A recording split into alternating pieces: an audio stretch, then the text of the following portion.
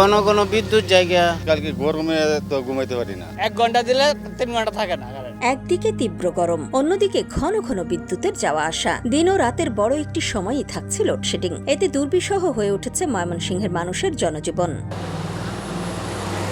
গৌরীপুর, ঈশ্বরগঞ্জ, ভালুকা সহ বিভিন্ন উপজেলায় বিদ্যুৎ সরবরাহ বাড়াতে নতুন খুঁটি স্থাপন করা হলেও বিদ্যুতের ঘন ঘন বিভ্রাটে স্বস্তি মিলছে না মানুষের। তীব্র গরমে বিদ্যুতের ভেলকিতে বাড়ির বাইরে চলে আসছেন বাসিন্দারা। কাজের অবসরে নদীর পাড়ে বাতাসে ঘুমিয়ে নিচ্ছেন ক্লান্ত শরীরে।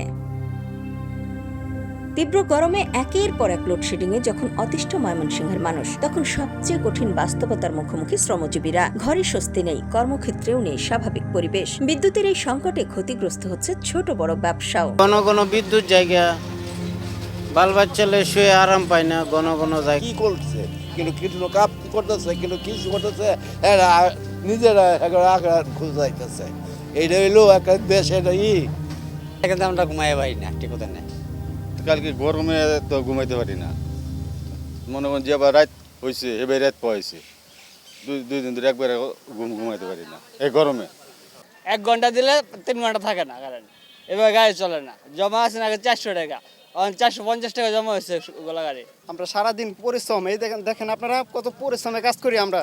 যাহেরা রোদের ভিতরে কাজ করি আমরা, যাহেরা রাতে একটু জনচোখটা লাগিয়ে আসে তখনই বিদ্যুৎটা চলে যায়। সারাদিন একই অবস্থা, সারা রাত রাতের ভিতরে 5-6 ঘন্টা থাকেই না বিদ্যুৎ। এদিকে বিদ্যুৎ বিভাগ বলছে, গ্যাস সংকটের কারণে বিদ্যুৎ উৎপাদন কম থাকায় লোডশেডিং বেড়েছে। লোডশেডিং স্বাভাবিক হতে অপেক্ষা করতে হবে অক্টোবর পর্যন্ত। এখানে একটা পাওয়ার স্টেশন আছে, ময়মনসিংহ পাওয়ার স্টেশন, তার জেনারেশন ক্যাপাসিটি 210 মেগাওয়াট। এখানে কোনো গ্যাস পাচ্ছে না।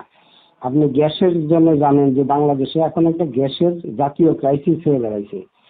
এটা আগে থেকেও গ্যাস কম পাইতো, কিন্তু বর্তমানে এর জেনারেশন 0 আছে, 210 মেগাওয়াট জেনারেশন হচ্ছে না। এটা আমরা যারা ধারণা করতেছি যে অক্টোবরের মধ্যে একটা ভালো রেজাল্ট আসবে ইনশাআল্লাহ। লোডশেডিং শুধু অন্ধকারই নামাচ্ছে না, থামিয়ে দিচ্ছে মানুষের কর্মযাত্রাও। শ্রমজীবীর ঘাম আর উদ্যোক্তার লোকসান। বিদ্যুতের সংকটে দুদিকেই বাড়ছে চাপ, তাই সমাধানের অপেক্ষায় এখন পুরো ময়মনসিংহ। নিউজ ডেস্ক, সোনালী নিউজ।